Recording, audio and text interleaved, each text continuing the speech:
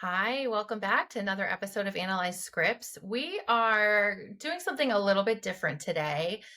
Usually we focus on fictional TV shows and movies, but we have decided to take a stand against cults. And we have decided that we will make an exception and talk about cults when they're in the media because they are honestly just so atrocious. So we're going to try to walk a really fine line here and still be ethical. We're not trying to analyze anyone specifically, um, in terms of like the people that are talked about in the two documentaries we're going to be talking about today. But we want to use this material to talk more broadly about cults in general. Again, because it is really pervasive, it's really dangerous, it's heartbreaking. And we see it a lot in the media, but there's still so much confusion about it. So, again, if you want to hear more, you can also revisit one of our older episodes about Yellow Jackets season 2 with Dr. Jesse Gold. We talk a lot about Lottie's cult. And so basically today what we're going to do is I watched a documentary about a cult. Portia watched a different documentary about a different cult. And we didn't watch each other's documentaries, and we're going to tell each other about the different cults, right? Did I explain Yes. that clearly enough? Yeah. Yep. Um, okay, so do you want me to get started or do you want to get started, Portia? Why don't you intro yours and My get cult? started? Yeah. Okay, Yep. well, Your no, cult of the let me be week. clear. Not my cult, but the cult du jour. Okay, so I'm going to be referring to a recent Netflix documentary called Escaping Twin Flames. I think that's what it's called. It was only about 3 episodes. They're about an hour long each. Interestingly, I watched them on an airplane when we were flying down to Disney World. So that was like an interesting juxtaposition, like going to the happiest place on earth and then watching like all of this like sadness and heartbreak and intensity sitting next to my children. It was interesting. Um, but so this documentary follows an organization, which obviously they don't call themselves a cult, but they have some experts kind of weighing in who do call it a cult, or also a high control group is like another phrase used to describe cults these days. Um, and basically, it's run by these two people, Jeff and Shalia, who I was just looking up their Wikipedia before we got started, Portia, and they both have had different names throughout their lives, according to Wikipedia, which I just think is interesting. And they run something called the Twin Flames University. I had never like heard of Twin Flames until Megan Fox and Machine Gun Kelly. Uh, right? Like, weren't they Yeah. like all about twin flames? Had Yes. you heard of this before? Um, a, a little bit. Like it's just like it's like an extra soulmate. Like that was my understanding of what, Yeah. or like a not an extra soulmate, soulmate like to the max. Right, right. Yeah, so I again looked it up on Wikipedia because doctors use Wikipedia too. Did you And donate? no, it's Christmas time, I'm a little strapped. um, but basically, according to Wikipedia, it says the term twin flames was coined by the English novelist Marie Corelli in her novel A Romance of Two Worlds. Um, and since then, it has sort of evolved into a lot of like new age spiritualism kind of focuses on twin flames. It's kind of like, it's my understanding, it's like your soulmate, but like even greater than that. So it's almost like meeting your counterpart. And that like you have to find each other in order to both achieve your full potential. Um, and so, and I, that's kind of what it is. And then I guess like these two folks started this Twin Flames University where you could take classes about like bettering yourself and finding your twin flame. And again, like we talked about in our Yellow Jackets documentary, like always be very careful when someone calls themselves a guru. Someday we'll have merch that has that slogan on it. Right, but like just always be careful. And I was looking, and their class that they sold was over $4,000. It's a It's lot of high. money. That's a lot of That money. feels And a again, lot. a lot. But again, like I see this. I don't know if you Mm. see it like in people you're treating or evaluating, but I see a lot of people coming to me who are paying a lot of money out of pocket. This isn't like they don't take insurance. They're also not advertising themselves as clinicians. They might advertise themselves as quote unquote life coaches, or a coach of some kind. But you can charge whatever you want for whatever you're selling. And it's just interesting to me how Mm. some people get hooked and Yeah. some people charge like so much money. So anyway, what the premise of the documentary, Portia, is that, so these two people like start this Twin Flames University, and they kind of use themselves as like, we found our twin flame, and like, this is how we did it, and look at how successful we are and how happy we are and stuff. And then, people start joining, and it kind of becomes, I feel like they always become these like MLM type things, right? Yeah. Where it's like you buy in, and then you become the teacher. Mhm. Like, did you watch that documentary about the Nexium cult? Not that one, Oh, but I Portia, think I did like, the Lululemon, or not Lululemon, yeah. the LuLaRoe. Yes. Yeah. Similar. So the Mhm. next one's really good. Also like heartbreaking and awful, but it's a really good expose about like typical cult Mm. psychology. But again, it's like, so we are, up here on a pedestal. Mhm. Typically, like cult leaders are like malignant narcissists who want to be Mm. idealized, and they want people to obey them no matter what. That's sort of, and they have this like sociopathic flair to them. Again, I'm not analyzing anyone specifically or individually. I'm just talking about in general what we see. They have this like sociopathic flair where, again, they kind of get off or get a rush from controlling people. So those tend to be the people at the top of a cult. And then below are people who are vulnerable to this type of influence. And I think that's where the psychology is really fascinating. Like, how do people get hooked and kind of Right. sucked in? It's not always like someone waiting on the end of the road, like, hey, come sign up for my cult. Like, no one would do it, Mm. right? So it tends to be people who are vulnerable in some way, whether there's been a history of trauma, I Mm. would say really common. Yeah. If there's a developmental or intellectual disability, if there is some type of mental illness that can be exploited. Like, I remember in my training, a colleague of mine was treating a patient with psychosis who was like getting sucked into these cults. And for someone like that who's already struggling to tell reality from not reality, it's Mm. real. You can see why you're vulnerable to this. And other times, I think like you can just think of it as um, like an unclear sense of self. Like someone who maybe is feeling a little lost, or who's like looking to feel connection or community or love. I think those types of people might be more apt to, um, I don't know, just I guess feel like enticed by someone saying, like, I have all the answers. Look how great my life is. Like, you can have this too if you pay me $100 million and do everything I say and change everything about yourself. Isn't that great? Like, I think people who have a really strong sense of self, who have more of a secure attachment style, probably will like sniff it out the BS, Mhm. and like turn away and not be as easily manipulated as other people who maybe are struggling with that. I don't know. What do you think? I think that's pretty true. I mean, I think a generalization would be that people who tend to kind of fall into cults or um, yeah, even like MLMs, it's like you're looking Yes, for something, and then this yes, organization is promising to deliver. And then there's this added layer of like you're a family. And obviously that yes, feels really, really strong in like a cult as we know of. And then yes, also we do see that show up in like LuLaRoe, in like your yes, team and like, your yes. girl bossing. So it can be obviously like different levels of it, but Yeah. totally. I found a really interesting article that we're going to link to in our show notes, because we know how to do that now, on Psychology Today, that really explains cults, written by Stephen Hassan, a PhD. I thought it was like a really good, easy to digest description.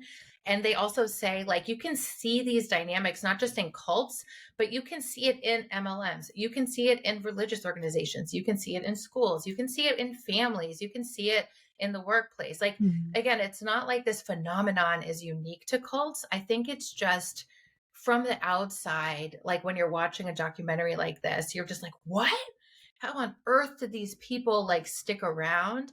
And it's because it's so insidious and slow, right? Like, Mhm. we're seeing it in a 3-hour documentary. This has been going on for like years. Like, I think these people started this organization like 2007. like it doesn't happen overnight, right? So Right. usually the leader's like really charming, um, and charismatic and like captivating in some way. But then there's a lot of nefarious things going on underneath. So Mhm. we'll link to that because it's really interesting. And I think it's important, just to note that like these dynamics exist other places. And that's one reason we want to talk about it, again, to sort of help educate and push out some, information. So I guess, um, with this one with the Twin Flames University. So again, the whole goal is like sign up for this class, you'll become self-actualized. I feel like that's another thing all these cults sort of advertise, like you'll be your best self, And then that's like confusing because I feel like Weight Watchers advertises that too, and like other types of self-help advertise that. So like how do you draw the line? Um but then you like pay for this, and then like as this documentary goes on, Portia, you meet different characters in it, and you meet like there was one. I was trying to just look up their names again really quick. Um, So is this online mostly? Like, it's on any Netflix. Oh. the university, like I could sign up, and Yes, take the you could go classes. right now. You Okay. could go right now. I went to the Uh, website actually to see if it's okay. still there, and it is. So it is online. And then they started having like in-person meetups, which I think once you do that, then those connections are even stronger, Mhm. right? Like now you're seeing Oh each other yeah. in person. And it's like, oh, this is our community, this is our family. Mhm. And the leader, Jeff, did have a goal of eventually having like an actual community. Like we're all going to move to this place. I don't know if that ever happened or not. Um, but so we meet a lot of different people involved, and one person involved that really struck me was this young girl named Marley. I think she was in her late teens when she got involved. And again, I feel like that's like the perfect person who's susceptible, like a 17-year-old with an internet connection Mhm.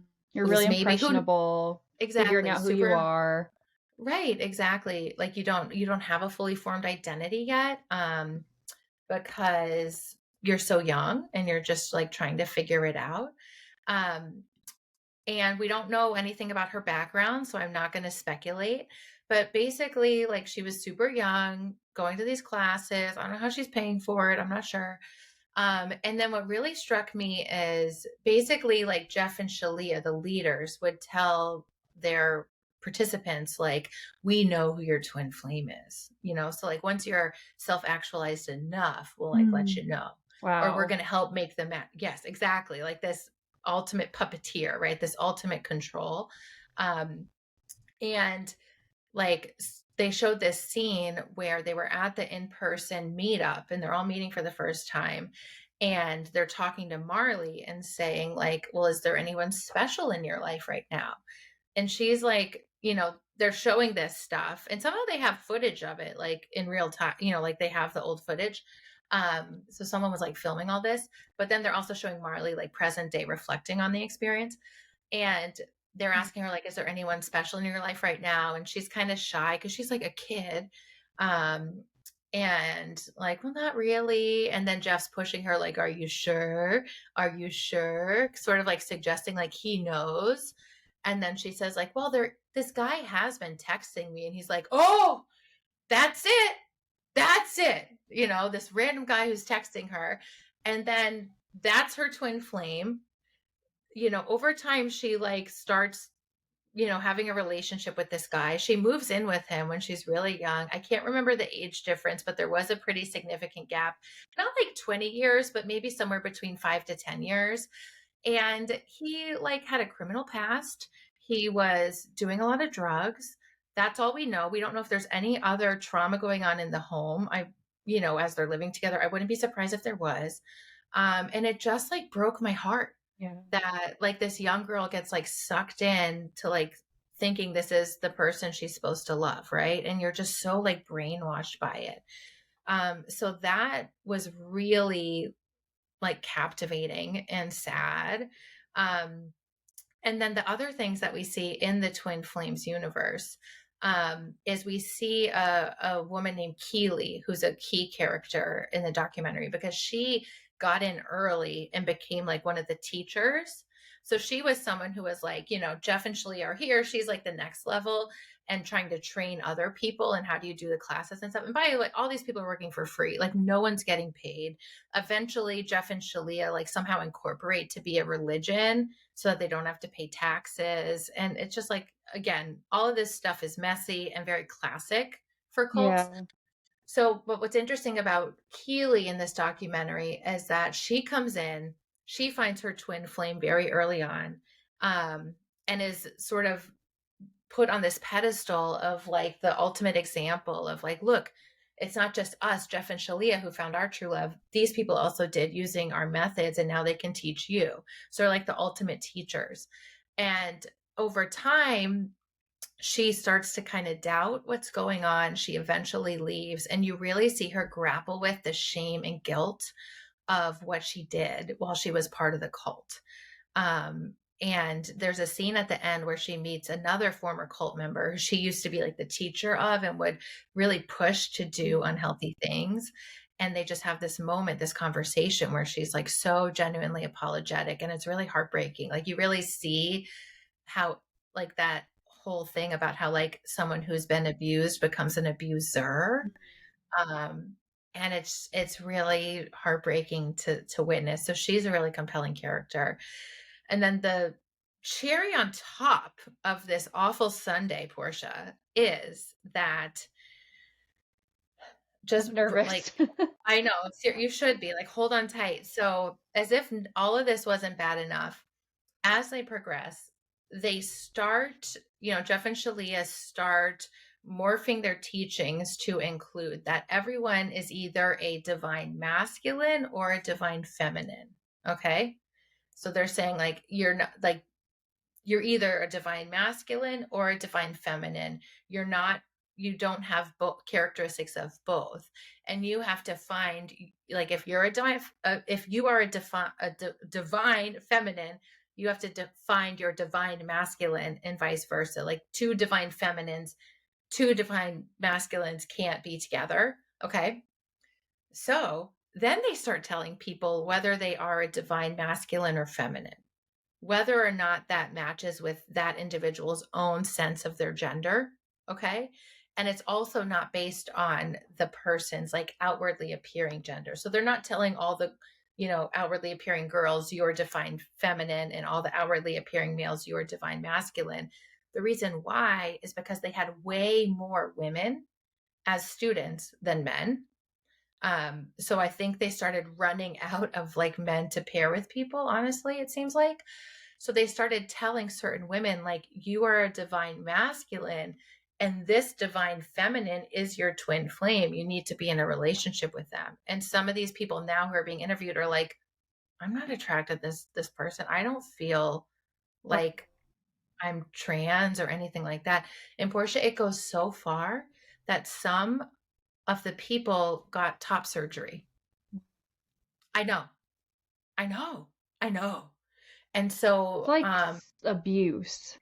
100% across the board. This is why I feel like we can make the exception and talk about cults like this because it is so atrocious. It's like a human rights violation, I Yeah. feel like, and what I really liked about this documentary actually is that, and I was like talking about this just socially with some of my friends who aren't in the mental health field, and they agreed that they really appreciated how in this documentary they had someone um, who is, I forget exactly what their title was, but they work at like a university in gender studies and do a lot of advocacy for transgender rights and things like that. And they very clearly said, like, this actually is anti-trans. Like, Twin Flames University is advertising itself as pro-trans. Like, we support this. We'll support you when no one else in your family does. We'll support you getting your surgery and things like that. But they're like, this is actually completely anti-trans because you are telling someone what they are and how their body should look, and you don't care if that matches their own inner experience, right? And that is like bad, so Yeah. bad. And so this documentary does follow a couple people in particular who ended up getting surgeries. And one of the most heartbreaking scenes is when they follow a group of mothers who have been disconnected from their children who have joined this cult. And one of them is watching her daughter talk about getting top surgery because she was told she's a divine masculine, and it's just Mm. so heartbreaking to see. Um, and then the other two pieces of the documentary that just blew my mind were at the beginning, they advertised having, and there was a psychologist involved, okay? Like someone with like real training. Um, they advertised having some sort of treatment for PTSD of all things. Mm.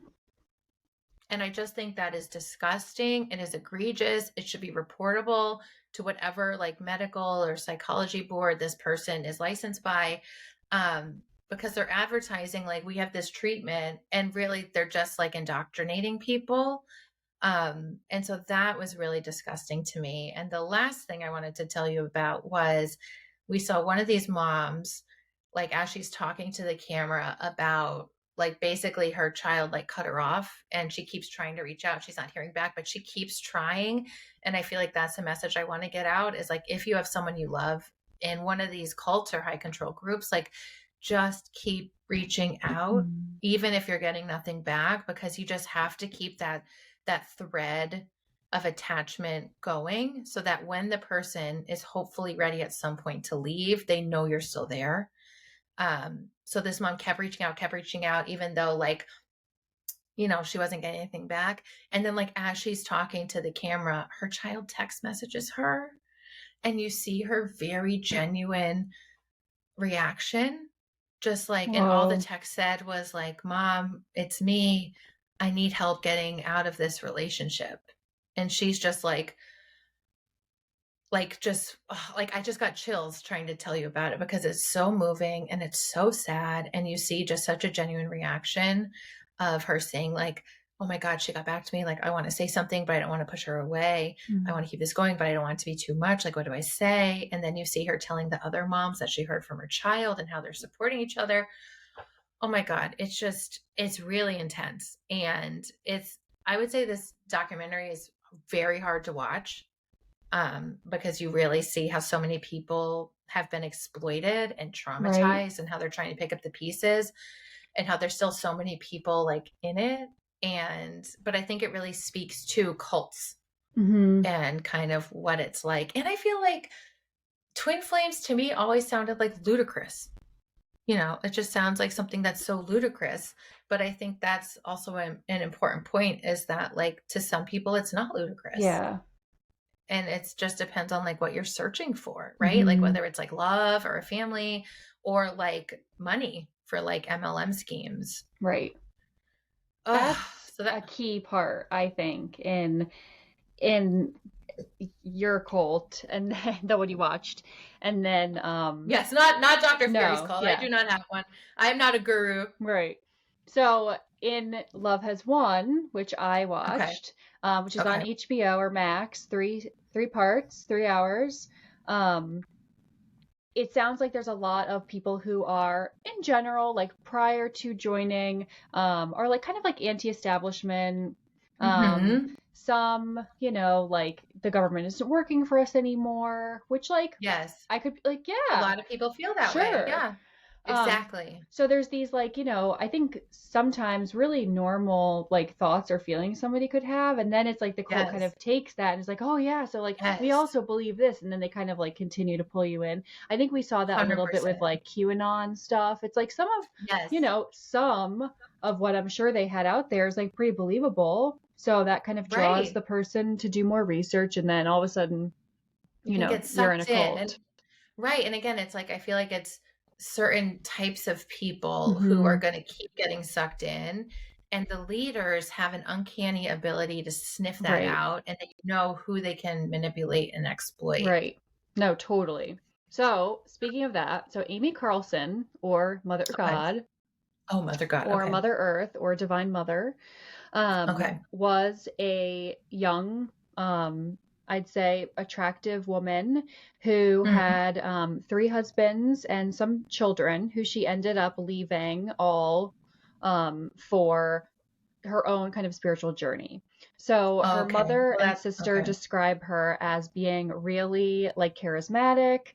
She worked at McDonald's and was kind of immediately like in a leadership role. She was constantly being promoted. Her team loved her. She Mm, had this way with people. And so Yep. during that time, she was with a partner, and she had several children, etc. So then she starts to kind of join these online chat groups, which Oh, I feel like is a pretty common start to nice. the depths of the internet. So she started with Yeah. like spiritual singles, and she ended up meeting this man who was much, much older than her, or at least he appears much older than her on lightworkers.org. So they were like What's that? messaging back and forth. It's basically just people who are I would imagine interested in like spirituality, and you can like chat with each other about like the divine and Hmm. and mutually interesting things. So she meets Amaranth White Eagle, and she ends up meeting him. What's that name again? So it's Amaranth White Eagle. Is this person like indigenous? Um, I don't know. Okay. So this all kind of then takes place in like the Pacific Northwest, it appears, Okay. So maybe. Colorado, Oregon, kind of back and forth. So she meets him. They end up getting married. I'm not sure if it's like, a legal marriage or they just like have a ceremony.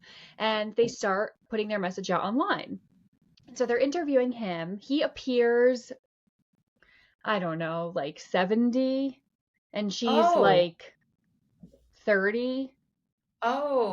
But Oh. funnily That's a bigger enough, gap than I that thought. is, she though seems like she's running the show still. So like he's Hmm. very peace and love, and he's kind of going along with whatever she's saying. So she wants to put more on social media. He's like, okay. And then she ends up leaving him eventually, I think like after a year, to kind of start an organization with people that she also met online who are then more close in age to her. Did And she like use his money or something? no, it seemed Okay. kind of like they Huh. lived in nature. He didn't really Hmm. have much. He seems Okay. like this is an opinion, like sweet, like just like a hippie, like living on Yeah, the like new land. agey. Yeah. Okay. And so she Did then he like appears, compost? yeah, totally compost. Okay. She takes that and like runs with it. So she meets this guy who she heals. So Oh, this of is a course. big kind of part of her. So she heals him of cancer. They And always are healing people of cancer. yes. Jeff and Shalia said they could do that too, by the way. And they also call themselves the Divine Father and the Divine Mhm. Mother. And they went through IVF to have a daughter who's the Divine daughter. And like, I worry for her. But sidebar, anyone who's calling Ooh. themselves Divine Father or Mother, like, Yeah. run away. Yeah. Run away. Yeah. And that always seems to be a theme of like healing people. Um, Yes. so he comes to live with her, works with her, and then there's this other person who comes in who then becomes like the second father god, who he appears to not be in the cult anymore as he's being interviewed for the show. So he's kind of has like a different stance than everyone else who is interviewed, who appear to still really believe some of her messages. So, you know, Hmm. this is not even the crux of the story. So she gathers Yeah. these group of people who they talk about have pretty significant trauma histories, um, I see and that. she is then these beliefs come out where so they believe that they are being led by like Robin Williams, Saint Germain. What? Most of these people who are deceased, there's only one living person who is Donald Trump. So they have Oh, this oh, board with all of their pictures, and she's constantly getting messages from Robin Williams and Saint Germain. She has been, so she's God, like who's billions of years old. She has been Marilyn Monroe. She's been Cleopatra. She's been all of these kind of famous women throughout history who've done like different things. So I was like, you're Marilyn Monroe and you're like Joan of Arc. Like it's just, it's wow. like, oh, okay, they're just Yeah. different. Yeah. Um, and so Does she then believe in like reincarnation or something? only for Or it's her. not clear. Right. Of course. Of course. Yeah. So Right. then Ultimate exception. so Robin Williams is telling her, this is, Oh I'm gosh. kind of skipping some things, but basically that she needs to be at a really, really low weight to be picked up by the starships. So she starts restricting her food intake, which is just interesting because that's what I do in my private practice. And so I was like, oh, here we go. And to be like 103 pounds, she used to be under 103 in order to be picked up. So other people in the group as well start restricting nutrition. The lighter you are, the higher like frequencies you can tolerate. So Hmm. they also believe that marijuana and alcohol are like tools of healing if used appropriately, which they do say, which I was like, okay, but her appearingly her use of alcohol combined with her food restriction seems to lead to her like downfall. So she gets really really sick. Like pancreatitis? She I think her liver's failing. Probably. And so she's very, very small. They go to Hawaii to try to heal her. She gets Kauai. They get literally driven out of Kauai by the people who live there because she is now saying that she is, and I'm not remembering it at the time, but she's like there a bit this goddess that they believe in, and she's saying that she's that person or that spiritual leader, and they're like, no, Yeah. you're not. They're That's like so offended. really Yeah. disrespectful. So they leave Yeah. Kauai, go back to Colorado, and she's dying. And meanwhile, this whole Oh time my they're trying God. to save her, and she's ingesting high levels of colloidal silver, um, Oh, to try to which, like heal her, quote unquote. yes, yep. Okay. And so she ends Jesus. up passing away. Oh my And gosh. meanwhile, her family before this has put her on Dr. Phil to try to point out that she's a cult. Dr. Phil is involved. It doesn't Oh my work. God. She like presents as just like, oh, I'm like really spiritual and like not giving culty vibes at all. Doesn't do anything. Meanwhile, they interview her daughter, who's like just like sad watching it. She feels abandoned by her mom. Oh So yeah. Amy dies, and they are convinced, per her, that she is going to be picked up by the starships. So they have her body at home, or it happens in a hotel, and they are like holding up these Waiting. freak these they use them in like the ghost stories where you like hold up this instrument and oh the thing goes crazy, the Yeah. frequency.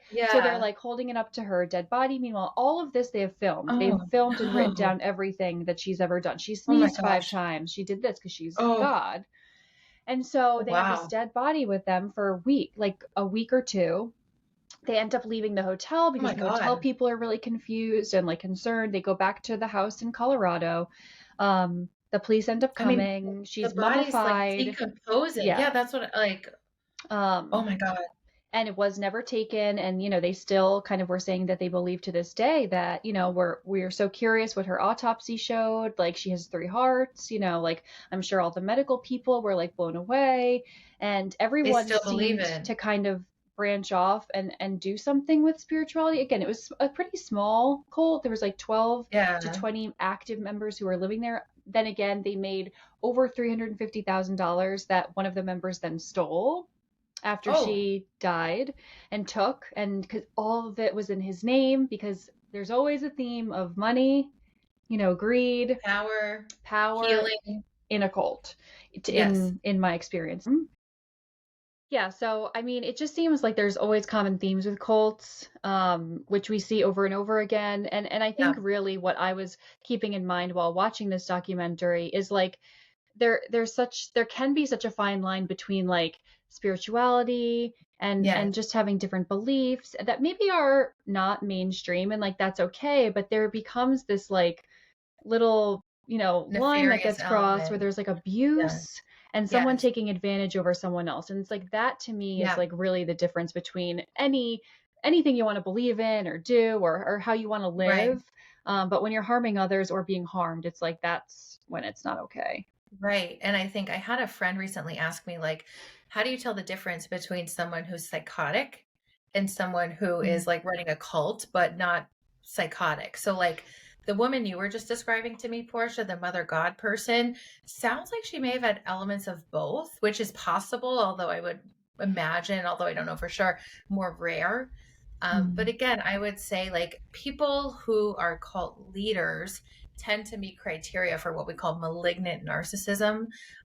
So again, as we talk about with narcissistic personality disorder, they really elevate themselves into this God role. They believe God is talking to them, but then they also take advantage of other people Whereas I think someone who is just struggling with a psychotic disorder, who may have religious delusions, again, they might also believe that God is talking to them, but then they're not using that to their advantage and exploiting people to make money or for sex or some other kind of secondary gain.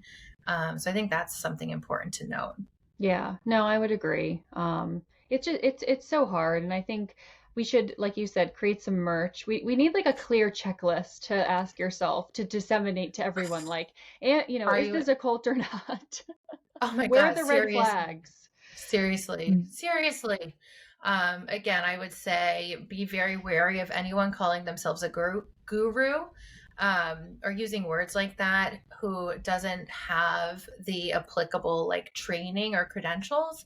That even goes, I think, for like getting medical advice online, like on Yeah. Instagram and TikTok. Like, be really cautious and look into like what is this person's credentials? Like, are they really qualified to be telling me these things? Mm. Be mindful of how much are they charging, what are you getting from it when they're charging you, and what does your gut tell you? If your gut red flags are going off, like, you gotta listen. Yeah, that's a good one. I like the part about like the cost. Um, because things should feel balanced, like if you're getting Mhm. a worksheet or if you're, if I'm paying an insurance, via insurance for therapy, and I'm paying, I don't know, it can be anywhere from 90 to 150 depending on an insurance rate for an hour. And Sure. and that person is credentialed, right? If you take insurance, you have to be, a certain quality Mhm. of practitioner. And so, if you're seeing someone who's like a guru or a coach and you're paying privately and they do not have the credentials, it's like, and I'm paying maybe, $800 for an hour sessions, it's like that just feels off. Right. And I'm not talking about, private pay or like, for someone who does have credentials, but if you can get therapy from a certified, licensed practitioner that generally sometimes insurance covers, sometimes it doesn't, for, around $100, depending where you are, and someone, a coach, is asking for hundreds and sometimes thousands of dollars, that just feels Yeah. off. Right. And that is a theme we've seen, at least in these two documentaries we're talking about today, is the cost of the classes or whatever it is you're buying seems exorbitant. I mean, Mhm. like at Twin Flames University, I read they were charging $4,000. Like, that's crazy. That's like really a lot of money. Um, so you really just have to be mindful of what are you getting out of it. And as Yeah. soon as you start to get a whiff of someone trying to change who you are, or someone trying to convince you that they know you better Mm. than you know yourself, huge red flag, run away. If you're feeling devalued around them and they're always putting themselves on a pedestal, run away. Mhm. If everyone's fawning over them and the people who are, bring up a criticism or have a question get ostracized, run away. Run away. Yeah, that's a good point. That's on the Oh, sweatshirt. Run away. what's on the sweatshirt? Run away. Yeah. So you can find both of these documentaries. One of them, the one Katrina watched, Twin Flames, is on Netflix, and then the one that I watched, Love Has Won, is on Max. Both short kind of docuseries, which I loved that it wasn't, Mhm. 8 hours. Both sad, and just the after effects are sad, and cults obviously can be so dangerous and abusive So to dangerous. people. There's many practitioners out there who specialize with treatment of people who have been in a cult. So Mhm. if you have more interest in it, like Katrina's going to link that Psychology Today article, and then also, Mhm. I think our biggest theme is please reach out, right? So in the one I watched, there was a mother who continuously Yes. was kind of getting police involvement and calling her daughter and contacting her, and they ended up reuniting at the end. And just, as painful Don't as give it up. is, please don't give up. Don't give up. Yeah. Don't give up. Yeah, that's a big theme I want to get Hmm. across too. And we'll keep covering cults, I think, moving forward. Again, we want to be mindful of and be really clear. We're not analyzing any one person in particular. We're just using this media to talk about this phenomenon in more detail because it is so dangerous and so many people are getting hurt by these things. And I would imagine, like coming out of COVID with so much more happening online, I think, it's reaching more people these days, like cults. And all it takes, all you need is, you can be in a cult of one. It doesn't have to be huge. So that's another thing to keep in mind is these dynamics can play out in, smaller communities, smaller relationships, even within families. So, Right. we're hoping to try to shed some light on these toxic dynamics so you can protect yourself. Mhm. Totally. Well, thank you for joining us today, and we look forward to catching up with you next time as we cover another movie or TV show. Yeah, and find us on TikTok and Instagram and YouTube at Analyze Scripts Podcast. Please rate, review, and subscribe, and let us know what you think, and let us know what you'd like to hear us cover next. Bye. Bye.